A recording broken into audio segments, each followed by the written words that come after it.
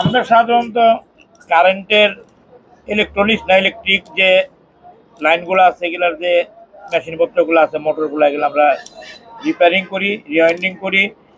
আমরা বড় বড় জেনারেটর, বড় বড় মোটর, কম্প্রেসারের মোটর, বাসাবাড়ির মোটর, ফ্যান, অনেক কিছু আমরা রিপেয়ারিং করে থাকি। আমি আল্লাহ চাইতো 1987 থেকে আমি এই কাজের সাথে জড়িত। আমি আগে হাজারীবাগ কাজ করতাম, কাজ শিখতাম। ওখান থেকে টঙ্গীতে আইছি আমার আপন বড় ভাইয়ের মাধ্যমে। এখানে লাগাইতেছিল, ওখানে কাজ শিখছি 4-5 বছর। তারপর আমি দোকান দিছি, এখানে দোকান দিয়ে তারপরও 96 সালে দোকান দিছি এখানে। আজও পর্যন্ত আল্লাহ পাক রাখছে, ইনশাল্লাহ কাজ করতেছি, সবাই নিয়ে চলতেছি, আল্লাহ চালাইতেছে ভালো, আলহামদুলিল্লাহ। আপনার দোয়ায় ঠিক করে আমাদের এখানে ইনশাল্লাহ সব পদের মোটর আমরা ঠিক করি, যেগুলি PM motor, servo motor, permanent magnet থাকে রোটারের মধ্যে, ওগুলা ডিসি, এসি, এগুলো আমরা অহরহ ঠিক করে থাকি আর কি। ইন্ডাস্ট্রিজের বড় বড় মোটরগুলা এগুলা এখন তো ডিসি মোটরের এইটা চলে যেতেছে, মানে সবই ওই যে আপনার গিয়া ব্রেক সিস্টেম বিএস মোটর দেয়, ডিসি মোটরের কাজ করে যেতেছে। এখন ডিসি চল উঠে যেতেছে আস্তে আস্তে। এখন ওই যে ইনভার্টার দেয়া, তারপরে ওই ভেরিয়েবল দেয়া, এগুলা দেয়া স্পিড কন্ট্রোল করে এখন এসি মোটর দিয়ে চালাইতেছে। সমস্যা যেগুলা অলরেডি যেগুলি লাইনে চালাতে তো অনেকদিন হয়ে যায়, পুড়ে যায়, অনেকগুলা বেরিং নষ্ট হয়ে যায়, অনেকগুলা ক্যাপাসিটার 220 লাইন ক্যাপাসিটার নষ্ট হয়, এইসব ধরনের মোটর নিয়ে আসে।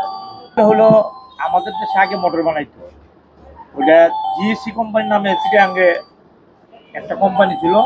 ওইটা ব্যয়বহুল খরচ দিকে কোম্পানিটা বন্ধ করতে অনেক আগেই। আর এখন বর্তমানে আমরা যেগুলো পাইছি এবিবি কোম্পানির মোটর, তারপরে তোশিবা কোম্পানি, তারপরে কোরিয়ান, তারপরে তাইওয়ান, জার্মানি, সবচেয়ে জার্মানি মোটর ভালো, আমরা টেকসই ভালো, এবিবি কোম্পানির মোটরও ভালো। তারপরে এখন তো বিশেষ করে চায়নায় তো আল্লাহর রহমতে সব বাজার নিয়ে নিছে, চায়নাই সব জায়গায় চলতেছে বেশি। আর ওই কোম্পানির মোটরের দাম বেশি, তো যার জন্য অনেকে কিনতে পারে না।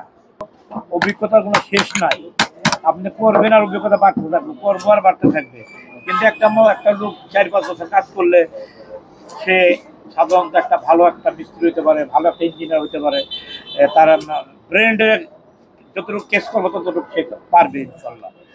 হ্যাঁ, যেমন আমার ভাই না আমার পাশে, তো ইনশাল্লাহ ভালো একজন ভালো মিস্ত্রি, সে একজন ইঞ্জিনিয়ারই বললে চলে। যাই হোক, মানে আমাকে তো বয়স হয়ে গেছে, আমরা এগুলা খুব কম করি, এরাই অনেক করে। মানে এলে চারটে ডাইল ভাত আল্লাহ খাওয়ায়, সবাই তুলি, আল্লাহ চালাই আর কি। ইনশাল্লাহ এটা তো বাংলার যুব সমাজের মেধার অভাব নাই।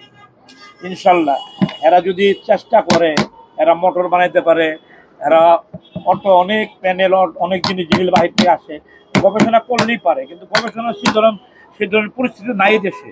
করবো থেকে গরিবের পোলাপান এরা করতে করবো।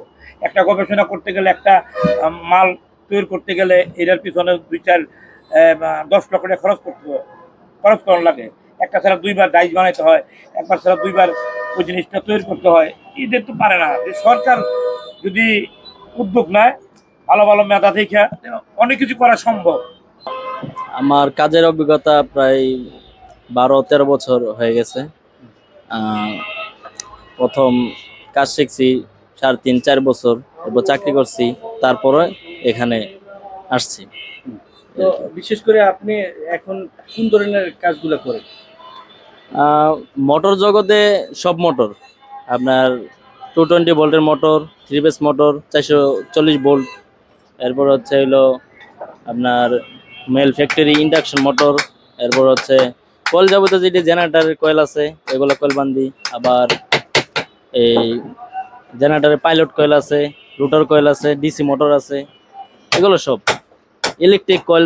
এটা বাসা বাড়ি থেকে নিয়ে আসে, অনেক সময় ফ্যাক্টরিতে মোটর ইউজ করে, ওই মোটর ডিস্টার্ব হলে ওই মোটর নিয়ে আসে।